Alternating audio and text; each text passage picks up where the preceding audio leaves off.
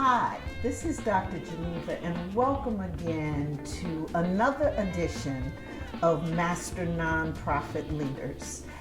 As you know, I started this series of conversations with people that I and the world would agree are masters in their craft. That is, in terms of leading nonprofit organizations, whether they be schools, foundations, health and human service organizations, just a wide variety of organizations whose bottom line mission is to help people, to create change, to make the world a better place.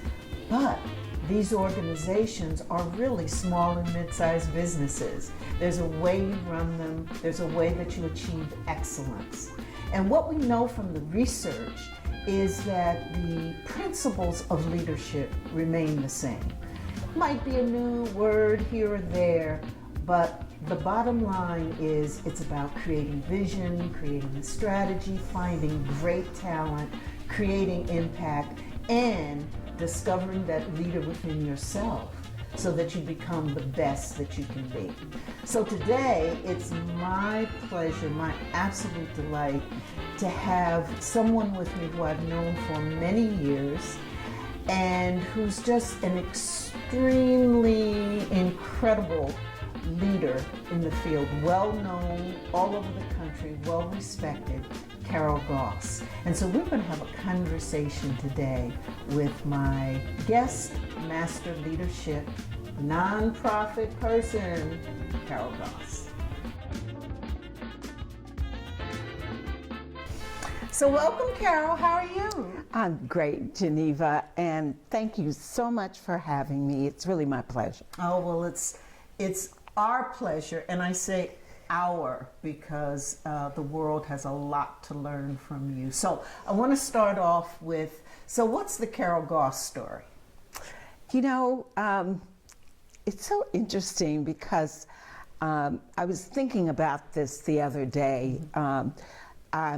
I've been married for nearly 50 years now. And I was trying to think about, you know, over that lifetime, you know, how has my life, you know, kind of matured? And I thought back to my early years growing up in a Detroit family with a mother who was a community organizer. And they didn't call her a community organizer, probably a nosy neighbor. Right, yeah. But she would take us on her children, on her ventures around the neighborhood to make sure everybody was doing their part to make our neighborhood the best place for children and families to live and grow, and a protective environment. Because, you know, that was a long time ago, and while we didn't have the Jim Crow segregation in Detroit, we had segregation. Right, right. So I grew up in a very strong family and community, and I always had this passion to really help others. And that's how my life has taken place. You know, I was a social worker. I worked in the field, particularly the field of child welfare, for many years as a supervisor, an administrator, always an advocate for children. And then moved very by accident into philanthropy in the late 1980s. And that is an interesting story. I went to work for the Kellogg Foundation, who really wanted to make a difference for children in Detroit. And they were visiting people in Detroit who were working with children, agencies that were supporting children. And I happened to be one of the ones, they just wanted to learn about what's it like for children and youth in Detroit. And I was talking about my work and all that I was doing. And a week later, they came back and said, "Do you want to work for us?" Doing that. And why do you think they did that? You know what? I don't know exactly, but what I think they were looking for was someone who demonstrated passion for making communities work for children, which is what they wanted. Someone who understood youth development. I had by then spent, a career of 15 years working and understanding how children, what they need to grow and develop. And then I think they wanted someone who had relationships and partnerships with others working on behalf of children in Detroit. And I think that, to me, over the life of my career, both in philanthropy and in social work, has been critical. And that is understanding the importance of relationships and partnerships, and actually believing and understanding that you can't do this work on your own, that you have to have others that have the same beliefs, vision, passion working with you. Yes. And so you went to Kellogg. They really came to you and said, would you like to join us? You said, okay. Yeah. And that started your career in philanthropy. It did. It did. I was very focused on Detroit, on the North End. I did that for 4 years before our family moved actually to California with my husband's work. And for 2 years after that, I continued to work for the Kellogg Foundation and commuted back and forth. I had to spend a week every month in Battle Creek. But still working on behalf of youth and education, and finding partnerships with others who were doing the actual work, which is a really thing that when you're in philanthropy, what you have to recognize is that you have to identify leaders in communities that can do the work. Because philanthropists don't do the work. They find those that are doing the work and support their efforts. So I spent 6 years at the Kellogg Foundation, and then went to work for a family foundation in California, the Stewart Foundation. Yes. They had very similar missions to work on behalf of children, child welfare, education, family support, and I was there for another 4 years, working for 4 Mr. Stewarts, who what I learned from them, Geneva, is that they had preconceived notions about how communities work and how agencies in communities work. And so part of your responsibility was to educate them, to take them on site visits, to make sure that they understand who the people were that were actually doing the work. Then they could invest in the work. So these were the folk who had the dollars. That's right. And certainly they had the interest and they had the money. Exactly. But they didn't really know what was happening in everyday life or the impact of that. That's right. And that you saw as your role working for that foundation. Exactly.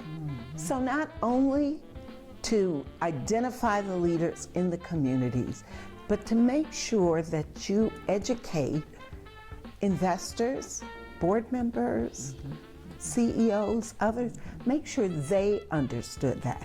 And a good example is that I took one of the Mr. Stewarts on a site visit to a foster home. In his mind, he thought these were people who were only working to get resources for themselves. He didn't really believe that they cared about children. So I just said, why don't we go visit somebody? And really just identifying, a foster home, not perfect, but one that really cared about children, that had the passion, and could demonstrate to him how the system works. And after that, once you do that, your job is to just make sure that everything you bring before them is of the highest quality, is going to work and accomplish the mission and the goals. So you're this leader in a nonprofit, and you're looking for philanthropy's support from philanthropy. But they're not all the same. Right. So what does a leader do for a nonprofit who's looking for some philanthropic support? What's your advice? Yeah. So, first of all, this is what I advise. When I talk to leaders of nonprofits all the time, I say, do your research. Okay. Because there is research about the goals, strategies, and priorities of philanthropy. So you should go to the Foundation Center. They have a huge database.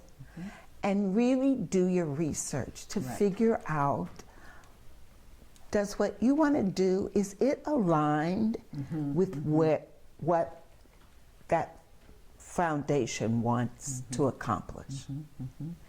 And then you have to really understand how they operate. Some foundations do not take unsolicited proposals. Right. So you can't just send your, you can't say, yeah, that's let me right. drop you an email. Yeah, that's right. Some do not. They already know what their goals and objectives are, and they have identified some people that are running, nonprofits that they see as leaders, and that's who they want to partner with. And so you might want to, your strategy may be to make sure you get what you're doing out in the public kind of sphere of what nonprofits are doing. So that you can be seen Exactly. and be one of those ones that philanthropy says, oh, we want to work with them. That's right. Okay. And they've got some data to back up Yes. Okay. their claims that they're doing excellent work. They've got some evaluation that has proven that that is what works. So that doing the research and then making sure that your stuff is cool. Exactly. That you got the data, that you're creating impact. And so speaking of creating impact, because again, as you told us your story, Yeah. every time you said something, you talked about creating community change. Exactly. And how you got to know about young people and how they develop. That's right. And you were able to use and show that to philanthropy so that you could change, influence investment. Exactly. How do leaders create community change? That is such an excellent question. And I think it's a hard question to have a really exact answer. So this is my thoughts and feelings about how change is created. So I believe that there are in communities already people that have been working and are working on changing communities on behalf of residents, young people, old people, families. They have been and are already doing it. There are a lot of nosy neighbors. I love that nosy neighbors concept. I love it. Yeah, I'm going to get off topic a little bit. No, you on topic. But I remember when I was in Skillman, we visited this one neighborhood that I had actually grown up in. And I met this woman, and she said, "What are you doing?" And I said, "Oh, we're just taking pictures of the street that I grew up on. And that's the house I grew up in. And, I just have lots of really good memories of growing up on this street." And she looked at me, she's an older woman, and she said, "I knew your mother." And she said, "When I had my first child, your mother came over. She showed me how to make formula. She showed me how to give the baby a bath." She said, "I will never forget that she did that. I didn't ask her to. She just knew that I needed it."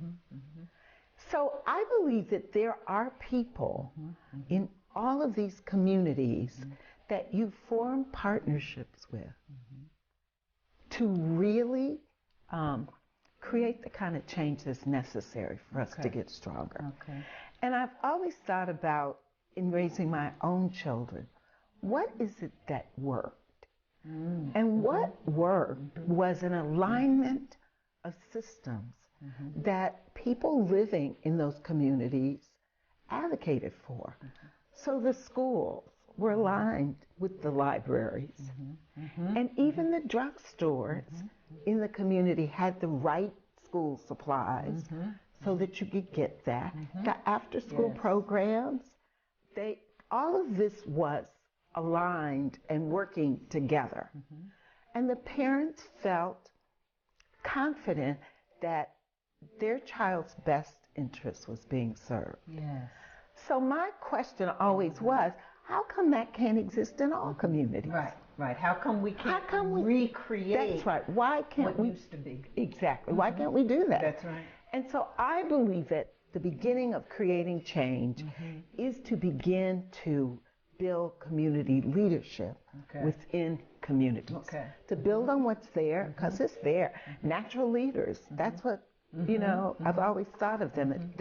Nobody trained them to do that, but they knew what was needed. And they did that.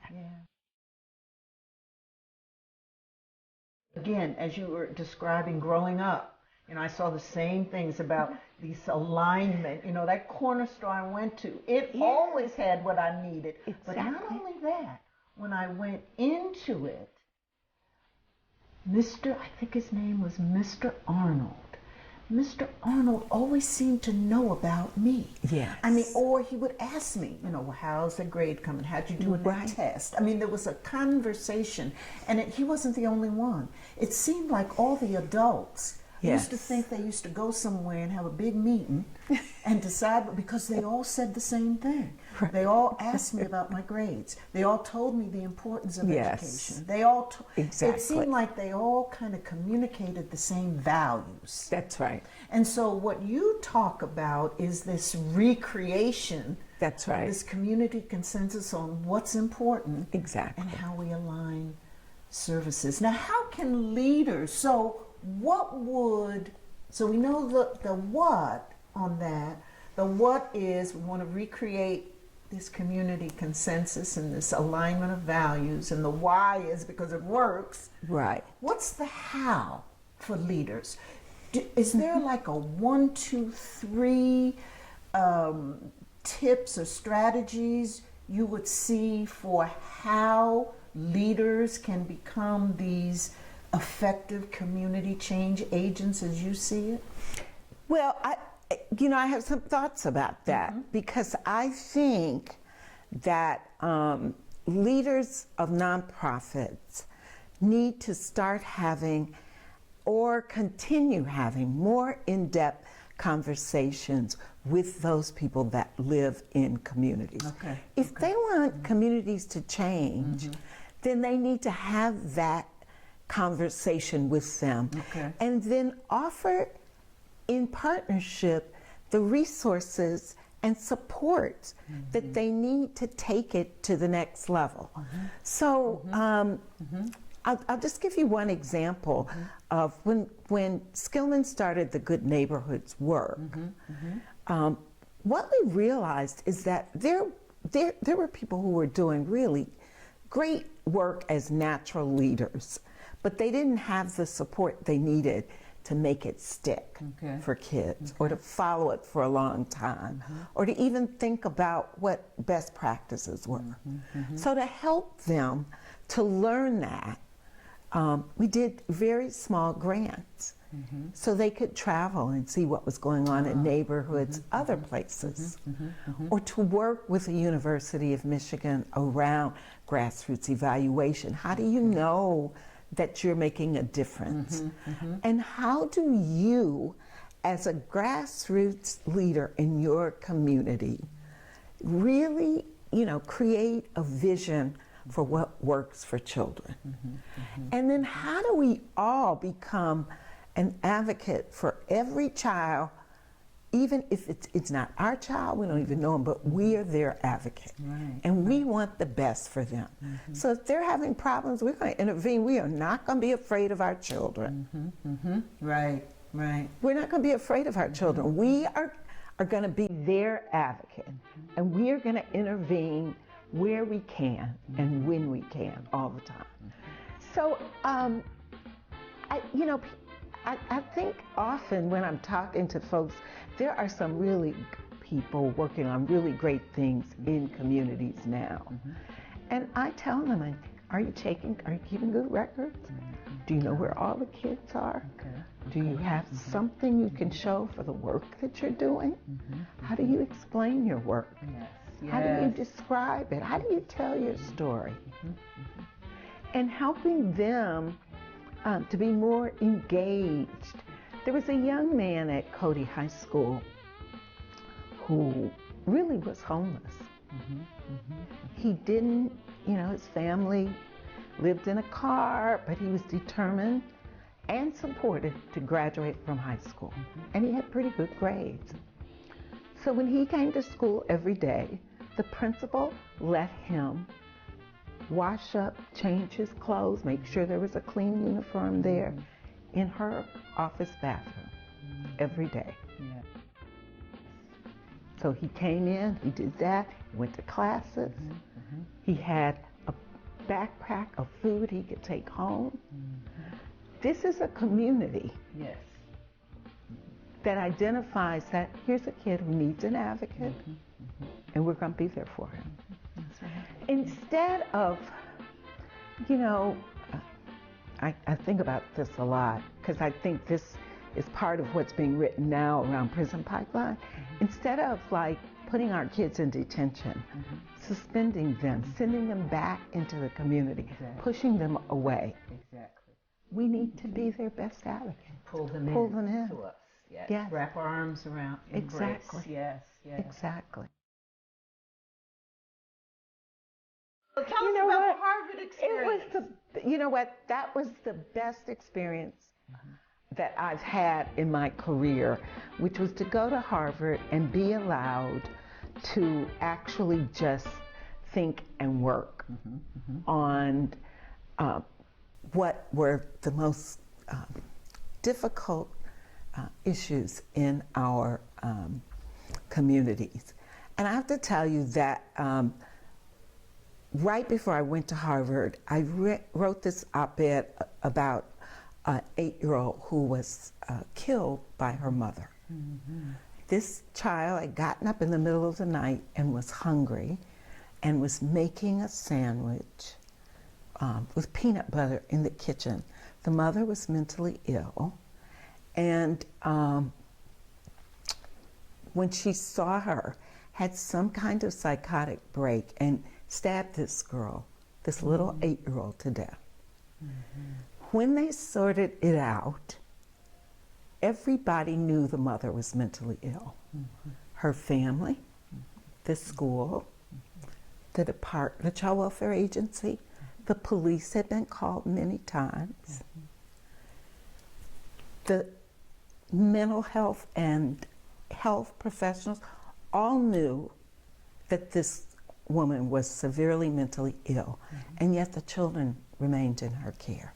Even the neighbors knew that the woman was not stable. So when I wrote an op-ed before I left, and then when I went to Harvard, I was determined to use whatever resources they had to help me think about how to make a difference so that children like her, there's a whole community of folks that would never happen again.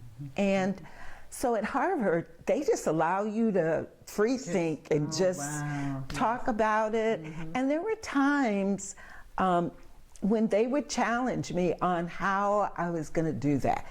And they'd say things like, that system has been in existence since the early 1900s. And what are you going to do about it? How are you going to change it? Right. How are you? It's a culture in and of itself. So what did you conclude? Well, what I did conclude was it was a wonderful time. what I concluded was that by myself I couldn't, but that again I needed relationships, partnerships, and I needed to start with those women and children who were the most at risk for bad, very bad, poor outcomes. Okay. And begin to provide the social network that was missing in their lives, that had been available. If you really took a look at, as you peel back the layers of why some people make it and some people don't, it's the absence of that social network. And if we started with trying to build that social network for a group of women, that maybe we could change these long-term outcomes, and that we'd use what we were learning to educate and advocate for change in the systems. It is absolutely hard work. So what is Warrior Women? So Warrior Women, it's my passion, but it is a movement. It's a movement of African American women who are working to really defeat, in my mind, I just really decide we have to defeat this, intergenerational poverty, and to provide support that women and children need who are homeless, with the kind of things they need so that they can move towards self-sufficiency. And so what I did was I came back from Harvard and I just called upon all the people I knew. I went to high school, college, people that I worked with, my colleagues, and I called them together to a meeting. And I really said at that meeting that here's what I want to do, and can you join me in this movement? And we are very close to year 4. We've been working in partnership with COTS, and they have been a coalition of temporary shelter. Exactly. And they have a program called Passport to Self-Sufficiency. And they are women who have set very concrete goals and are working towards self-sufficiency. And we provide the social network and individual mentoring for women in that program. And so you bring together also women who have means. Yes. Into the program, and they really are the mentors. They are the mentors. And these are women who have been successful in their own lives, but maybe have had, experiences that they learned from that they can share, and help them to grow. I mean, we have women that are, retired college presidents. We have community college counselors. We have lawyers and physicians. We have women who are educators, women who have accomplished a lot in their lives, but also know within themselves what it takes to turn your lives around. And so you do the individual mentoring. We do a group activity every other month. We just had a spring fashion show where Macy's came, it brought the clothes. The women that we are supporting, they were the models. Oh, I love it. Yes. They modeled the clothes. And then we talked about, dressing for success, what you would wear, how you would mix and match, what you'd wear for, an interview, what you'd wear if you were invited to an event. And then we talked about hair and makeup, and they loved it. Oh, I'm sure. And what many of the things, lots of things that I love about what you're doing in the Warrior Women, but it is just so you. I mean, it really is. It's back to that nosy neighbor model that your mom put forth. It really is, where you just said, hey, let's get together, let's do this. Exactly. Let's be here in community. We who have resources, we who know a little bit, let's all get together and help others who need a helping hand. Right. And let's do it ourselves. Now, I know you're building out and finding partnerships like with COTS and with Right. other, you're building that as well. But the core that you're starting with is just being a nosy neighbor Right. who's just gonna help. I mean, it's just Yeah. so you. Yeah, I love it. Yes, I and know. I have to tell you, we start twice a year we do this. We have what's called listening sessions. And we just sit, so the mentors and we listen to the women. We listen to their stories. Yes, yes. And it's so, every time I hear them, I cry because I'm like, this shouldn't happen. Right, right. But you're doing something about it. Yes. So we've gotten so much from you. I mean, the value of doing research, the value of learning about philanthropy and philanthropists, how you in fact can educate, being a leader, how you can, part of that responsibility is educating your board or a philanthropist. Yes. The whole nosy neighbor concept, being authentic and real, we've just learned so much.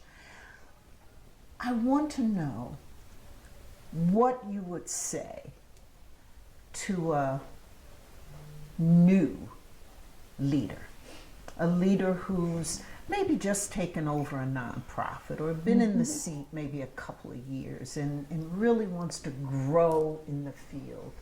What are the 1, 2, 3 tips or advice or strategies that, based upon your wealth of experience, not only in direct services, because that's how you started out. It is. Yeah. Yes. Direct, working with families, in agencies, in the community, all the way through your stellar career in philanthropy, heading up foundations.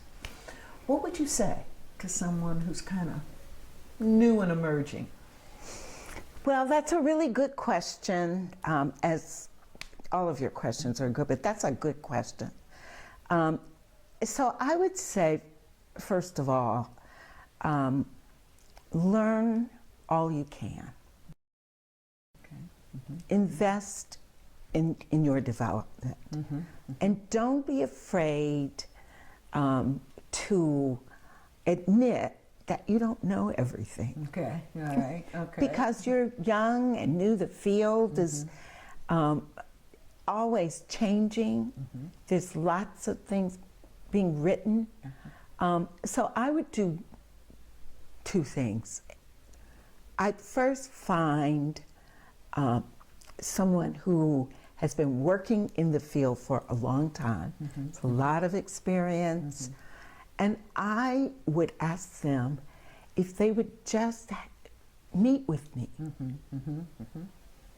So I would learn, just meet with me, listen to, and learn from that person. Okay. And come to a meeting with them prepared to ask questions that you're worried about. When I first became a foundation president, they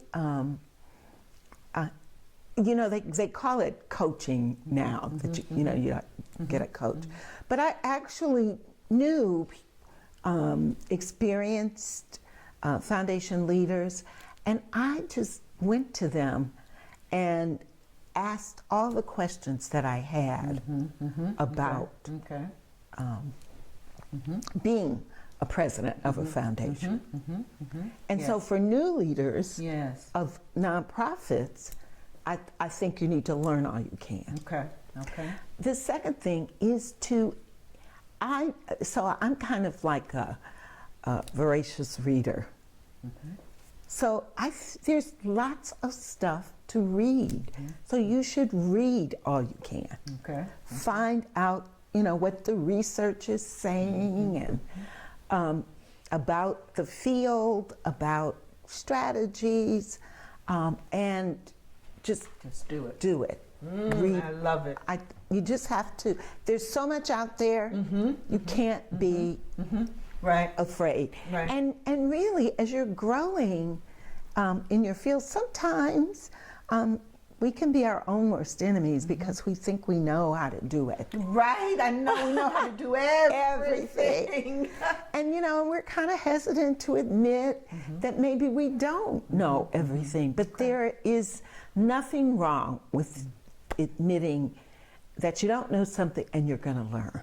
Okay. And you want to learn. And then, Carol, as a final question, for the old school, the old heads, Yes.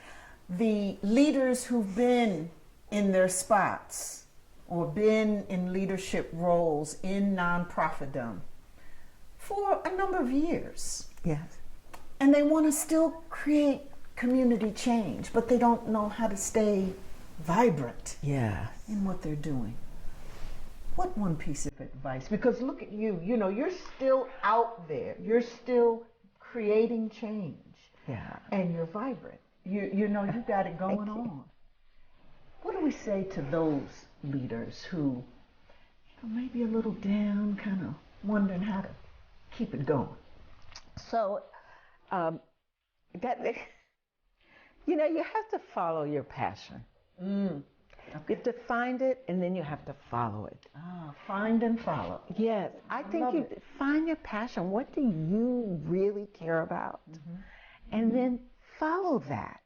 And then I'd say, being a warrior woman, it's so interesting. So we have some warrior women that are young women, and they are young in the field. Their approach is different. And we can learn from them. Okay. They understand technology and the use of social media in a way that I don't. And sometimes even the language they use, I don't understand. Okay. Right.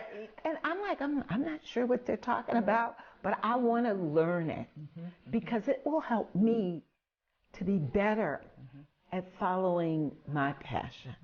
Okay. And so to not be afraid of that, because I'm going to tell you the truth, the world is changing.